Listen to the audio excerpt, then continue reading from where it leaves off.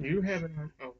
All right, ladies and gentlemen, welcome to No Final Bell episode 28. I did post a post on, or make a post.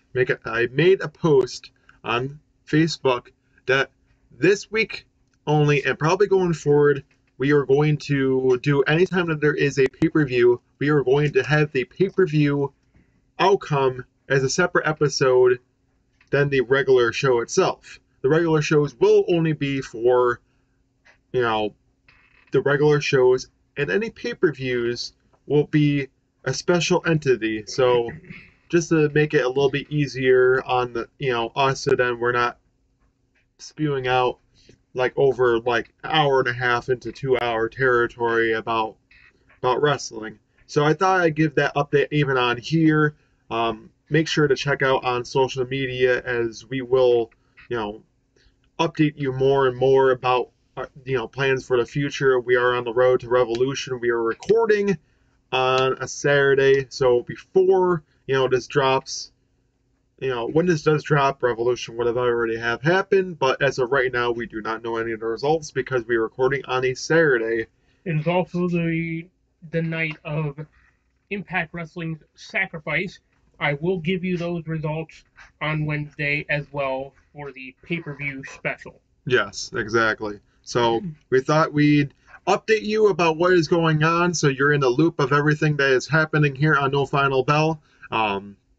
So I thought I'd give it off to Marty, but for right now, yes, that is the plan.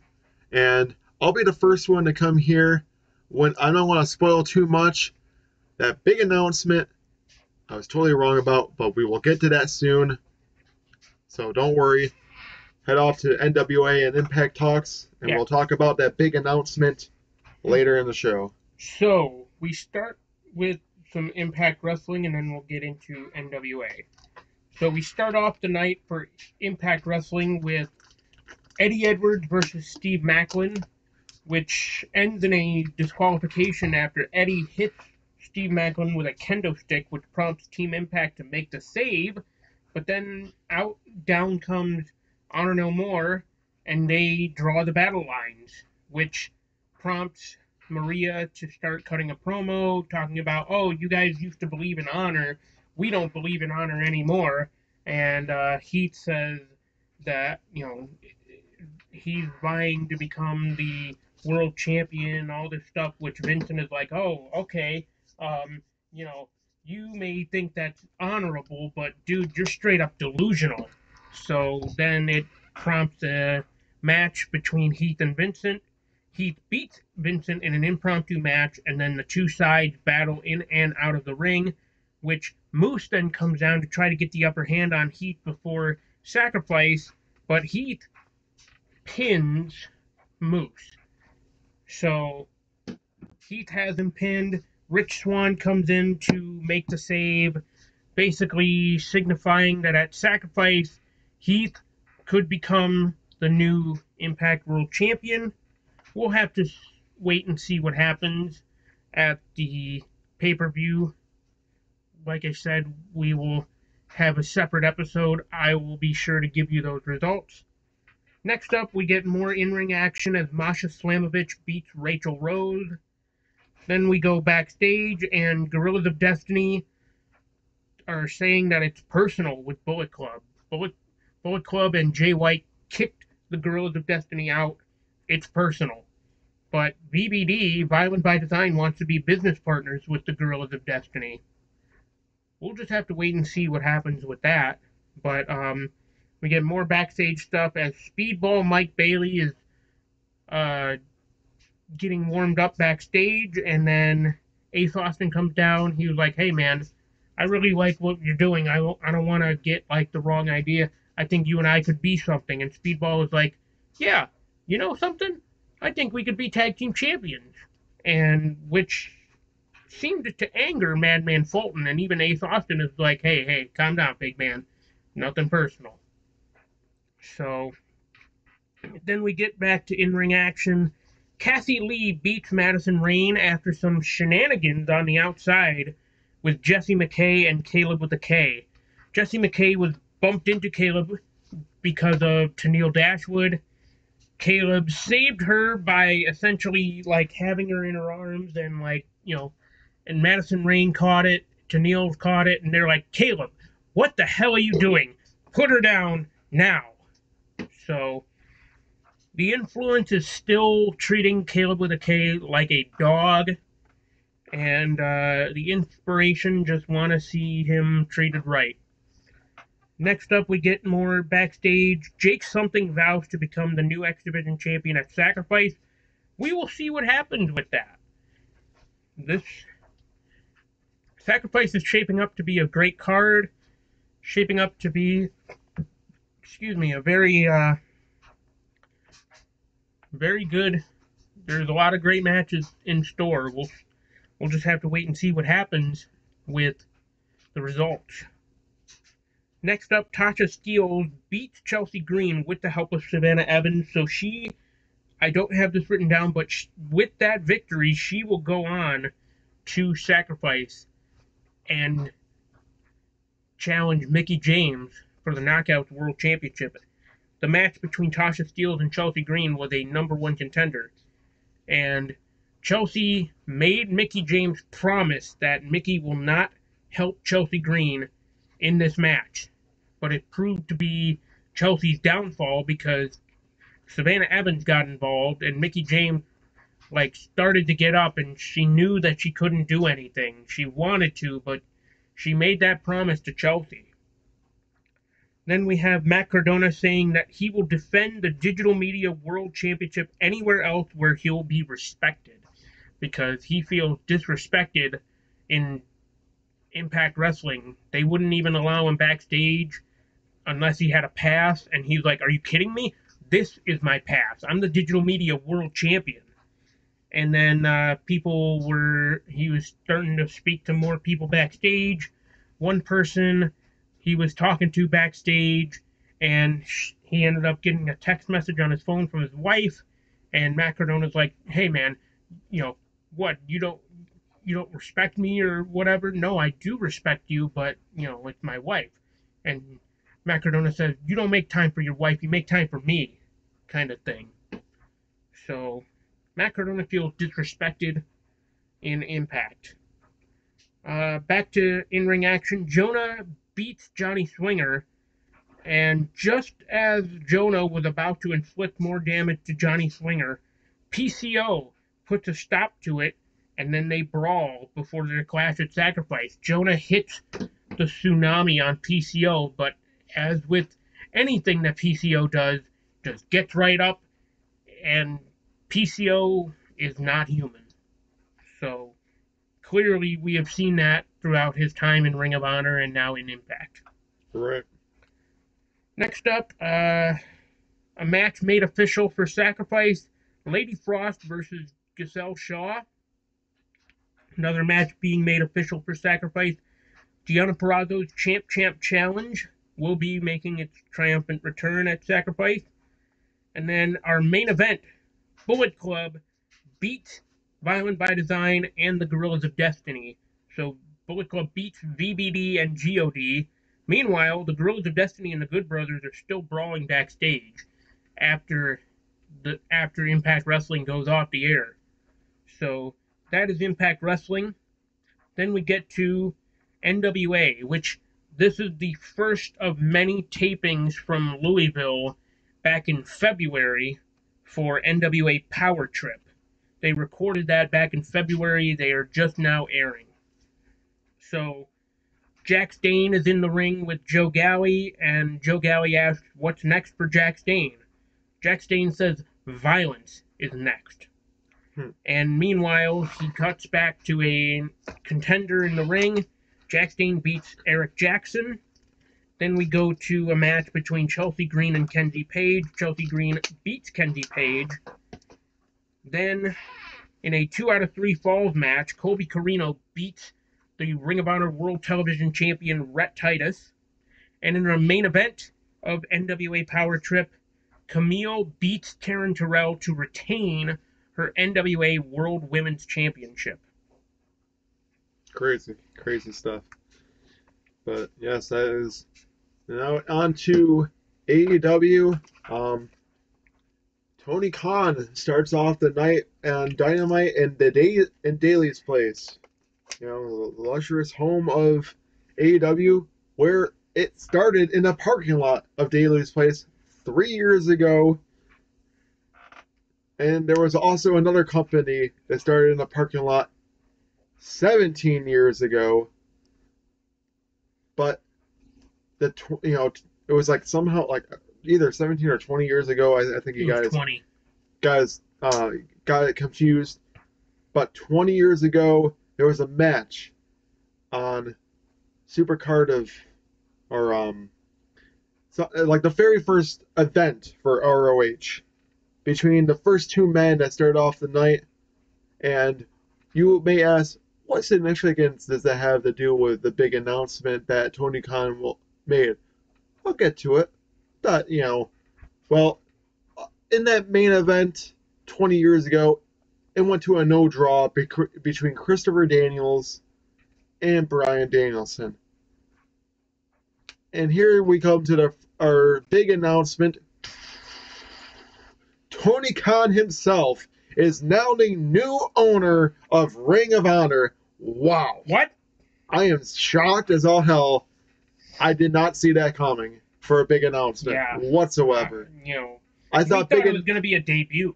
We thought it was going to be something along the lines of like, Claudio Castagnoli has somehow managed to sign a contract with AEW or something like that. Johnny Gargano, somebody, something. Right. But we all did not expect Tony Khan to purchase Ring of Honor. I mean, I surely haven't either, honestly. We knew that Ring of Honor was on a hiatus, and we knew they were coming back.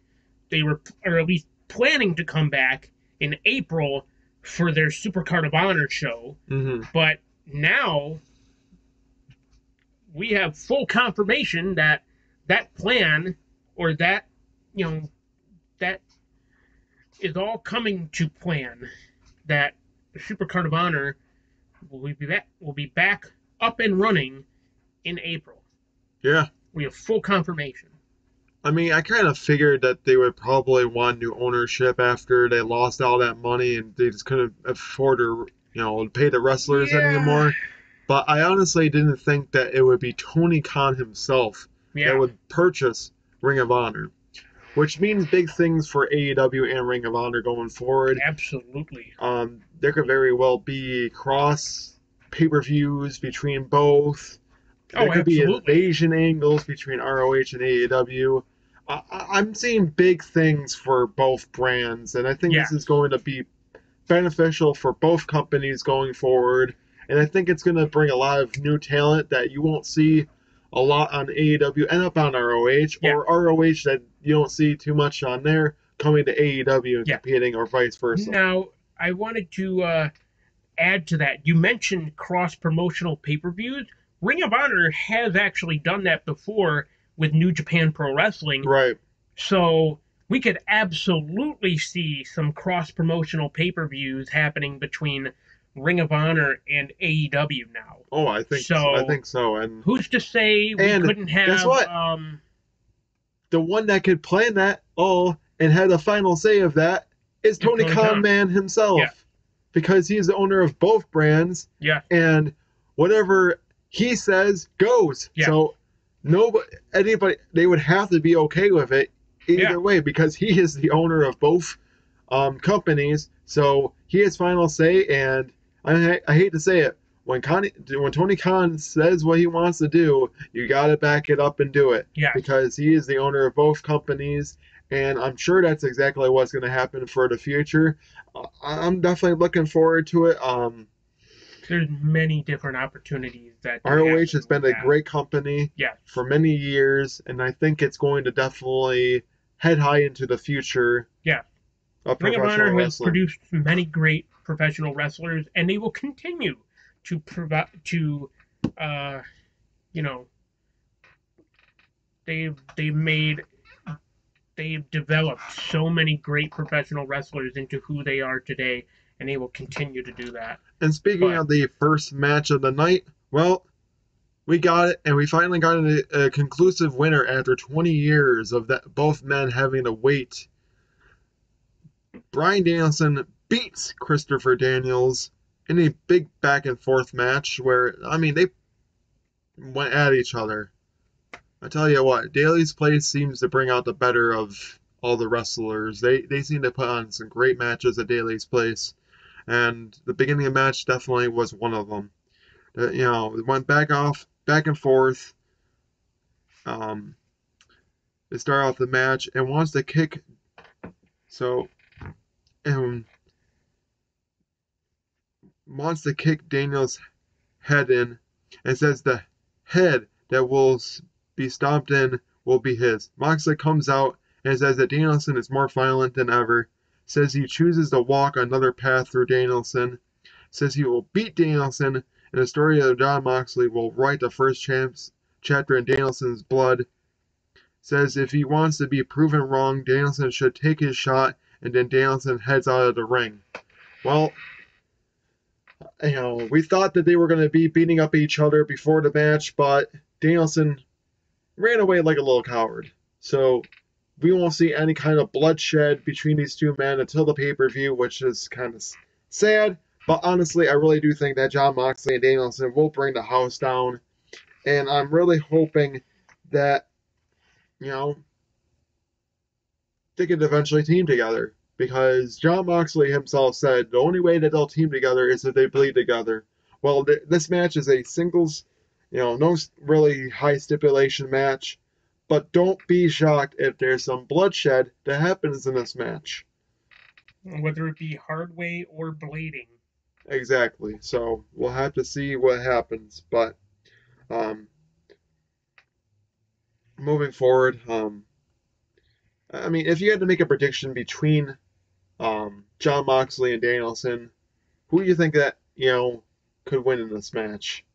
They gotta give it to Moxley, because you don't want to have his momentum be completely derailed since coming back. I mean, honestly, but at the same time, I think the only thing really that gotta build I feel Danielson back up. The only thing that would make the most sense is it didn't seem like either man really cared about beating one another.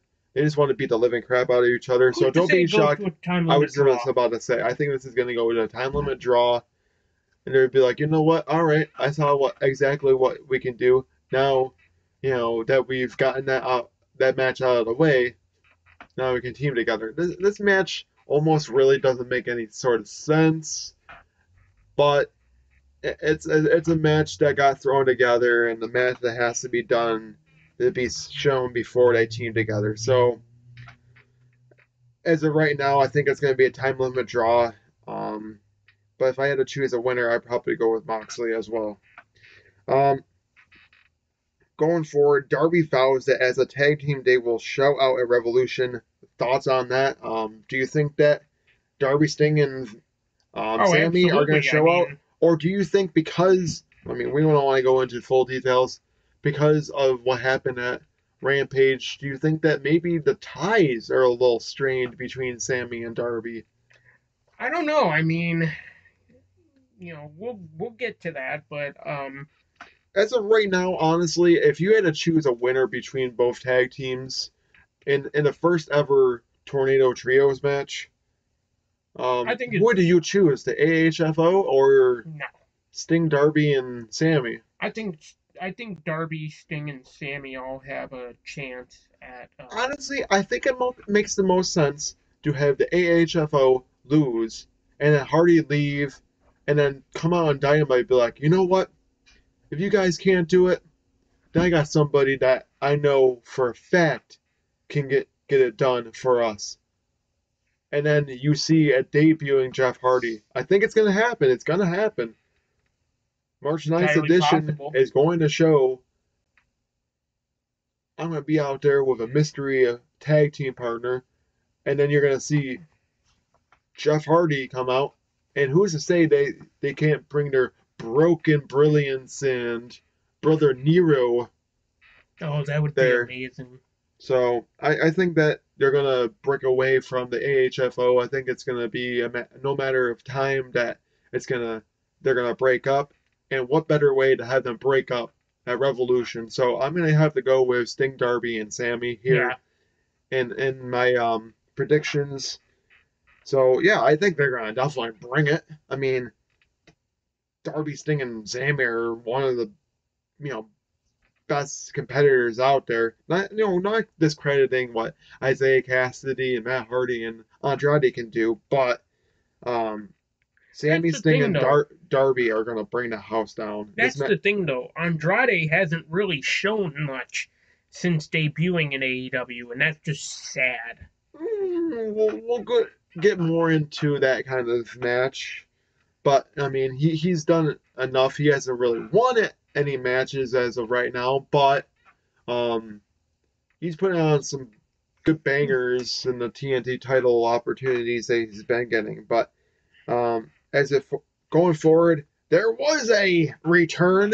This is the year of either returns or debuts.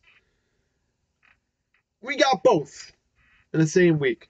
But first, we had a returning Darius Martin. It's about time after 1 year of being absent and being hurt. Darius Martin and Top Flight have finally come back.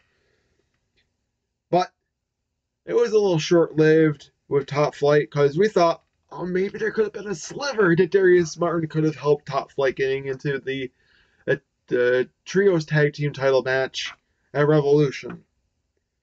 Well, Top Flight's time is just not going to come right now because the Young Bucks win and are going to Revolution to face for the tag team titles. That they want to do.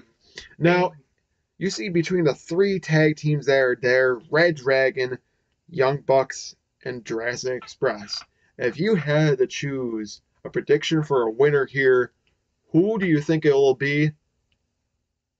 It's tough to say, really, because something tells me like they would give it to Red Dragon, but then something also tells me that they would give it to the Bucks. So unfortunately, I don't see Jurassic Express retaining. I'm honestly thinking I would think that the Jurassic Express would retain. That leads into a whole Red Dragon and Young Bucks type feud. But if I had to go with a straight winner, I think it's going to be Red Dragon. Yeah. And the Young Bucks are going to be like, well, you screwed us out of this opportunity to win, type of thing. So I think it's going to be a whole storyline that's going to lead into Double or Nothing for the tag team titles between Red Dragon and Young Bucks. So just because Young Bucks are not going to win this match doesn't mean that they're not going to get that tag team title opportunity at the next pay-per-view. So I'm going to go with Red Dragon. Of course, we'll give the outcome of Revolution. We'll record that Monday and release it on Wednesday. So we'll definitely let you know. But as of right now, I think it's going to be Red Dragon that win the tag team titles. Going forward, Chris Jericho says Eddie finally has his chance to win the big one. And if he beats Chris, he will get his respect. And if he loses, he will call him out for it and get pride and powerful. Call him out for it. And as weird as it is, does it look like Pride Powerful might be back on Chris Jericho's side? Because he kind of fist bumped him. He's like, so, we good? Are we good? And fist bumped him. So I think Inner Circle might be back together. And honestly, but Sammy still has yet to. So I think that the Inner Circle in some way are back. Well, Sammy did say that he would come back as soon once things get sorted out. So I hate to say it, Inner Circle is back. If you had to choose between Eddie Kingston and Chris Jericho, what would make the most sense to you? Would you think that Chris Jericho would win, or do you think that Eddie Kingston is finally going to get over the big one? I think Jericho's going to give Eddie Kingston the rub. I mean, it only makes sense. Like, why else would they be building this up as like, oh yeah, if you beat me, then I'll give you the respect you deserve, kind of thing. Why else would they do that if Jericho wasn't going to give Eddie Kingston the rub? I mean, I'm hoping it does lead into bigger and better things for Eddie Kingston. But honestly, I'm going to go with Chris Jericho only because Eddie really hasn't done much in AEW. Cool, he's had the whole thing where he was with Pride and Powerful, but now Pride and Powerful seems to be backing Chris Jericho. So I'm thinking that somehow Pride and Powerful is going to cost. But then again, Pride and Powerful might just think that everything is all right with Chris Jericho and then ultimately screw Chris Jericho and make Eddie Kingston win and they back him. So I think Pride and Powerful is going to have a very strong connection to this match in some way. And I'm probably going to go, you know what, you might be right. I think I'm going to go with Eddie Kingston. I think Pride and Powerful are going to screw Chris Jericho over, and Eddie Kingston is going to get this match and get the handshake he deserves. So I'm going to go with Eddie Kingston. I think Pride and Powerful are going to screw Chris Jericho over. I think we're going to get a LAX reunion between Proud and Powerful and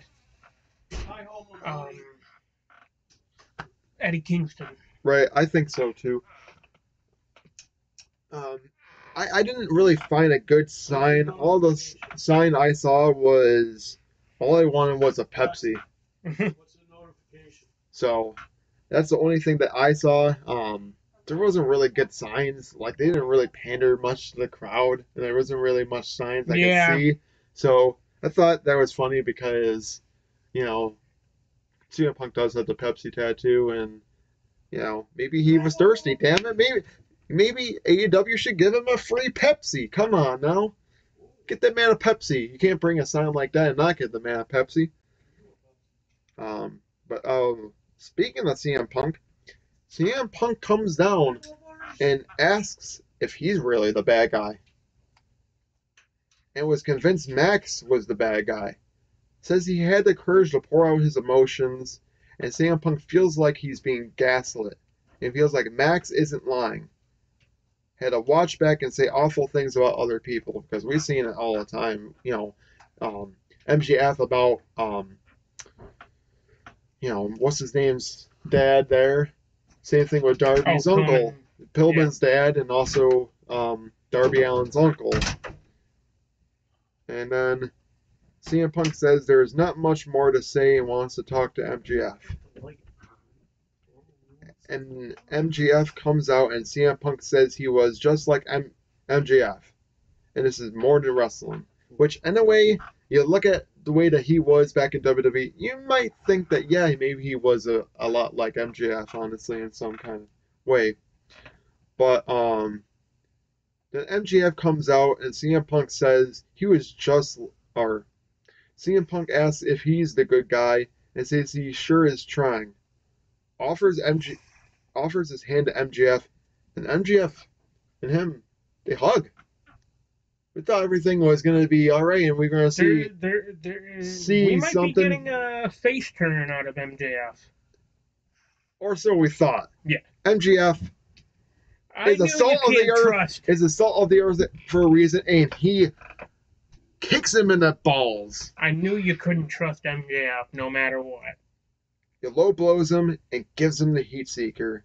Also beats him down with the help of the Tinkle and makes Punk start bleeding. With the Dynamite Diamond Ring. Right to the dome. Are these actions justified because of everything that has happened so far?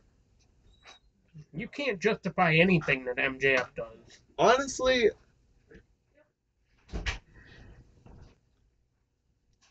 I mean, he might just feel how everybody else feels. You know, when everybody else felt betrayed. So I don't know. This is weird. I don't know if these actions are very justified, but I think it's definitely bringing a different side out of MJF, and starts hanging CM Punk. Yeah, they didn't leave a good taste in a lot of people's mouth, even in mine. No, not really. I mean, that was not the way he was pulling on the dog collar. No, well, that was crazy. Yeah, that was a little too extreme. much. But MJF says he is the devil himself. This match might be the most brutal match we have seen yet. Thoughts? if you had to choose a decisive winner after everything we saw, who do you think is going to win between CM Punk and MJF? And do you honestly think it's going to be the most brutal match we have seen? I'm going to say yes, it is going to be a hell of a dogfight. No pun intended. If the last dog collar match in AEW is anything to go by, it's going to be like absolute bedlam in Orlando. MJF, you better watch better watch what you wish for, because you're going to see a different side of CM Punk that you never want to see ever again. Oh, hell no. And with that being said, I go with CM Punk for my prediction. And I said CM Punk before. I'm going to say CM Punk again. I'm really thinking that CM Punk is going to beat the ever-living hell out of MJF and stain the canvas with his blood, like he's stated many times before. So, yes, I really do think this is going to be a brutal match, and I honestly do think that CM Punk is going to get the victory here. Going forward, Keith Lee just keeps on getting interrupted by Ricky Starks. Yep. Which got Keith Lee saying, well, if you're going to interrupt me again, there's not going to be much of Ricky Starks. Thoughts? I think there's going to be a lot more done and said in this Face of the Revolution ladder match than we think. Yeah. Of course, we'll talk about our prediction because there was another man that entered that ladder match that happened on Rampage, so we will bring up that prediction for the Face of the Revolution ladder match a little bit later in our show when we head into Rampage. We thought there was going to be like a mystery man, but it appears not to be the case. So. Alright, so going for Thunder Rosa and Mercedes Martinez beat Britt Baker and Jamie Hayter. What does this mean for the pay-per-view? If you had to choose a decisive winner between Britt Baker and Thunder Rosa, who do you think it's going to be from everything that we've seen so far? I think it's going to be Rosa. I think it's going to be Thunder Rosa as well. It makes the most sense. She has been on a hell of a roll. And what better way to have that, happen than giving Thunder Rosa the championship? So I'm going to go Thunder Rosa over Britt Baker. Britt Baker's run is going to end. And speaking of another title match, who do you think will win the TBS title match between Jade Cargill and Ty Conte? Unfortunately, it's not Ty's time. I really think they're going to make Jade Cargill 50-0 before she loses the TBS title. Right now, I'm going to say it's going to be Jade Cargill that's going to retain, but we've been wrong before, but I don't think Ty Conte is the right one. I'm going to agree with that. So I'm going to go with Jade Cargill, and she's going to go, she's currently 28-0. Yep. She's going to go 29-0. Soon to be 30-0. Yes. Soon to be 50-0. So going forward, we've seen some interesting stuff with Chris Statlander and Legit Layla Hirsch. Where Chris Statlander says we will see a different side of her. Thoughts? Are we going to see an edgier side of Chris Statlander that we have not seen before? Has that side finally come out of her? Has Legit Layla Hirsch really brought that side out of Chris Statlander? I think she has. She's pushed her to the absolute limit. I mean, she's beaten her down with a chair. She's, done this, done that. Chris Statlander is out with a vengeance. It almost makes you wonder, why isn't that match not part of the buy-in? Yeah, that is interesting.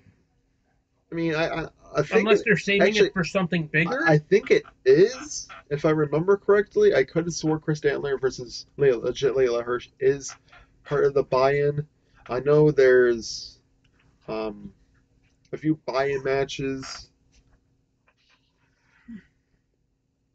Can't exactly remember all of them, but I'm pretty sure that was one of them. I know the House of Black versus the Death Triangle is on there. I'm pretty sure. Oh goodness. Like I said, I can't exactly remember all of them, but on our pay-per-view special, we will talk about every single match, even the buy-in matches and stuff like that. And so I will be sure to mention some of the countdown to sacrifice matches as well as sacrifice itself. so I unfortunately I cannot remember all the matches that are under the buy-in, but we will discuss it when it comes to the pay-per-view show. Wardlow beats Cesar Bononi, and Sean Spears was about to use the chair where Wardlow actually stops the chair, and we thought maybe we would see, the face turn between Wardlow and Sean Spears, or Wardlow there. But MJF says says he could keep the title if he wins the ladder match. But that's even if he actually wins it. Then slaps Wardlow. Wardlow kind of looked pissed and was going in there. It's like, well, big man, you work for me, not AEW. Thoughts? Well, is this going to lead? Let's not fail to mention what MJF or what Wardlow said to MJF that caused MJF to slap him. MJF, I think, was saying like, "Oh, you've been picking up like." You've been doing this or whatever, and Wardlow was like, well, yeah, because I've had to pick up after your dirty work or something along those lines. And so, definitely, Wardlow is getting tired of MJF's crap. Yeah, so, I mean, there's been a lot of speculation that the whole plan is for Wardlow to win the Face of the Revolution ladder match. And I mean, go on, because we don't know who's going to win between Scorpio Sky and Sammy Guevara on Dynamite. It very well could be Scorpio Sky. My thought is Scorpio Sky is going to win, and then the winner of the Face of the Revolution ladder match is going to put the brass ring on the line, and then Scorpio Sky is going to be a transitional TNT champion. As much as it sucks to see that happening, yeah, it wouldn't shock me if that's the plan.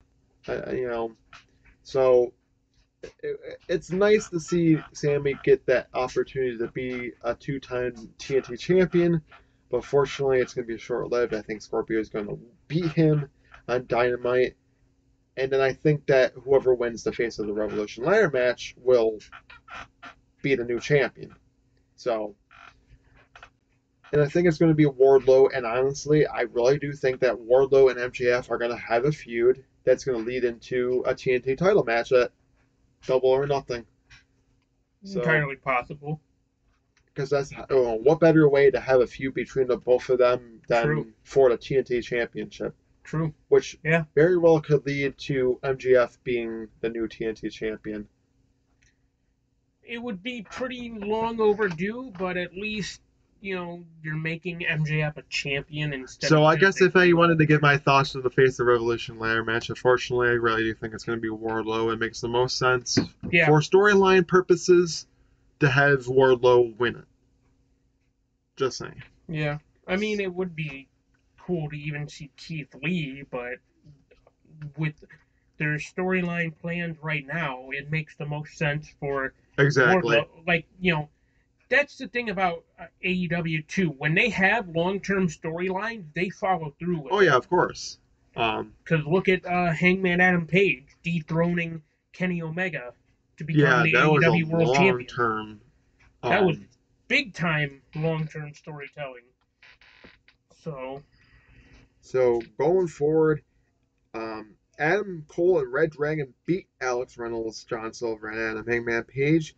And then they beat each other down after the match, and Adam Cole says the title belongs to him. Thoughts? If you had to choose a decisive winner, which Adam will win it?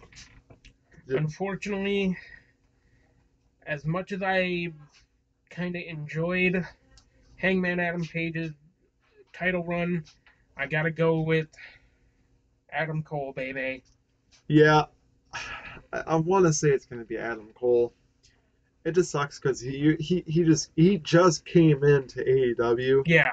And then he's already going to be shoehorned to the title, shoehorned into the main event and the AEW championship. So I'm going to have to go with Adam Cole.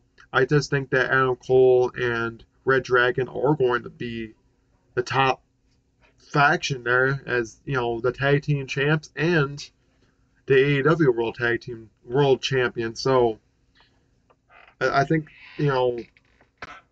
we're gonna get an Undisputed Era Prophecy 2.0 in AEW. yeah, I think so, honestly. And then it's going to lead to, honestly, I think it's going to lead into, I hate to say it, I'm going to say this now. It's going to lead into Adam Cole and Red Dragon against Kenny Omega And and the Young Bucks. I'm just saying, this writes itself.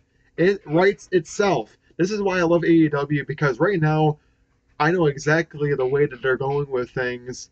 And you heard it here now, folks. That's exactly probably the plan that they're going. They're going to go Adam Cole versus Kenny Omega, and they're going to go Young Bucks versus Red Dragon.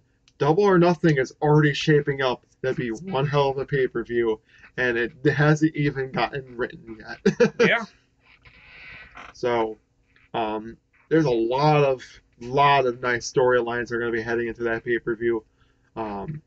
Just saying. So definitely watch out for it, because you're going to hear it now, and I'm being like, I told you so. So going forward, onto the Rampage side of things, Sammy Guevara does defend his TNT Championship against Andrade and Darby Allin, and retains the TNT Championship in a very competitive back and forth match. Holy crap, man. I tell you, they brought the house down. That first match on Rampage, man, I tell you, really back and forth. Should have been the main event. I really do think so, because that was a main event caliber match. It just sucks that couldn't have been a Revolution, because that is such a great match that could have honestly had been on Revolution for, say, 10, 15 minutes. It just had that kind of caliber pay-per-view match, but unfortunately, they had to, throw a curveball, which then they end up having Death Triangle and House of Black on the card anyway. It's just like, what are you doing? You didn't need to have that trios tag team match at all. You could have just had those men in the Tornado Trios tag team match, and then you could have had the TNT Championship match also on there, and then had, like, say, the TBS title being on the buy-in or something like that.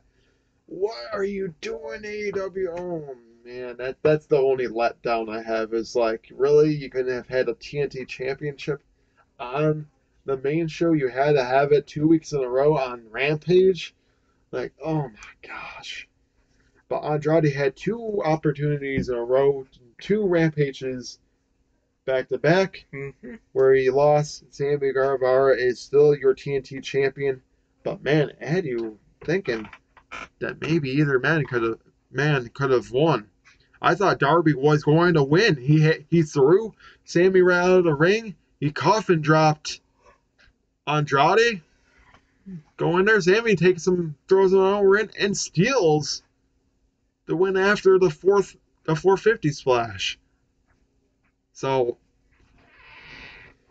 it's crazy, but yeah, Sammy does retain, and it's insane. But let me tell you something. We've seen this man before, but I think this is gonna be where he actually stays in AEW. Well, that triangle with Penta and Pac with Alex Hambriantes was in the ring and saying, well, we're going to have our 3 guys against your 3 guys. And then the house comes out. It's like, oh, it's kind of funny how you're going to put your body on the line, Alex. And then Alex says, well, I didn't say that, the 3 men were in the ring right now. You have your monster, and we have ours. And out comes Eric Redbeard is back in AEW and will compete against the House of Black on the Revolution buy-in. Man, oh man. I think that's going to be one of the best matches on the buy-in. That 6-man tag team match, I really will say. Eric Redbeard's first official match in AEW. Yes. It was rumored that he wanted to debut in front of people. Well, he finally got his chance to do it, and he is now in. I want to say he is now in AEW. You know, I wish. I think he's actually signed a contract, but we'll have to wait and see. I mean, it could very well. As far as I know, there hasn't been a official, Eric Redbeard is all elite tweet from Tony Khan. Yeah, it could very well just be a one-off until. Well, when he was there for the until Ray Phoenix comes back. Well, when he was there for the Brody Lee tribute show, he was a one-off. So I think maybe this time though, it's. So, going forward, Scorpio Sky will get his TNT title opportunity against Sammy Guevara next week on Dynamite, or later tonight. And went up to Tony Khan, man. The only, thing, the only way that Scorpio Sky was to be able to get that title opportunity is if Paige Van Zandt was assigned an AEW contract at Revolution. Ladies and gentlemen, Paige Van Zandt will officially be part of the women's division, where she wanted to be a professional wrestler. It's about time she's going to get her opportunity, and we'll sign a contract, and we'll be all elite at Revolution. I think she would be an amazing asset to the women's division. Oh, I think so too. Where they need more women's wrestlers, and who's to say that she couldn't be, somebody that could eventually go after one of the women's championships. So entirely possible. Going forward, Keith Lee beats JD Drake, and then he beats down the wingmen who come in in the ring after the match, because fortunately on that show, if any faction came out to interfere during the matches, they would have gotten fined or suspended. Tony Khan was not playing around on Rampage. He didn't want any faction to get involved in these matches, or there were going to be some hefty fines or some hefty suspensions in line. Well, after this win, anything can happen afterwards. That's when you got the wingmen getting beaten down by Keith Lee very easily. And then we were going to see possibly Ricky Starks and Will Hobbs, or Powerhouse Hobbs, as you will say, coming down. And who comes out to try to and stops them? Orange Cassidy. Makes it, lead into, building up more of the Face of the Revolution ladder match. But, yeah. So going forward, you see more CM Punk. CM Punk says there will be parts of MJF, and he will beat the living hell out of him, that his own mom won't recognize him anymore. Thoughts? We said it before, we're going to say it again. CM Punk is going to beat the living ever hell out of him, and who's to say he can't use that chain and, make him bleed his own blood and stain the canvas with his blood. So going forward, Ty Conte says that Jake Cargill has 48 hours left of being the champ. 48 hours. After beating her down. Thoughts? I hate to say it, Ty, you're totally wrong. You're asking for war. Yeah. For a woman that's undefeated, and I think you're going to get your ass whooped in no time flat. So going forward, Serena Deeb beats Layla Gray in less than a minute. And we get a returning Hikaru Shida coming down to beat Serena Deeb down with a freaking kendo stick. God help us all. Why do we have to see Serena Deeb and Hikaru Shida more often? Like, you really have nothing else to do for Serena Deeb? You really have nothing better to do for both women, apparently. Yeah. But even worse for Shida, she's a former women's champion. Like, you could at least make her the TBS champion eventually, or even like whatever. Right. But I think eventually might be the plan, but we'll see how it happens. Then going forward, Eddie Kingston says he will embarrass Chris Jericho. Thoughts? I don't know if I don't think he's gonna embarrass Chris Jericho. I say he's gonna beat Chris Jericho. He very well could embarrass him with Pride and Powerful, like we said. So we'll find out. But as of right now, I don't think he's gonna get embarrassed. And on to our main event of Rampage. Christian Cage beats Ethan Page, as much as that sounds very redundant. To go on to the face of the Revolution ladder match, I hate to say Christian Cage. It's nice and all to win and go on to potentially get your first, or not your, well, your first championship in AEW. Because he was, when he first entered AEW, he was the Impact World Champion, not the AEW World Heavyweight Champion, even though he got the opportunity to go up against Kenny Omega. But as far as that, I don't think he's going to win the Face of the Revolution ladder match. We already stated who could very well win it. But as of right now, yeah, I don't think that there's going to be anybody different than that. But if we had to state who could possibly show up in the Face of the ladder match, because there's supposed to be 7 men, there's 6 men confirmed, there's supposed to be a 7th that's going to enter the match.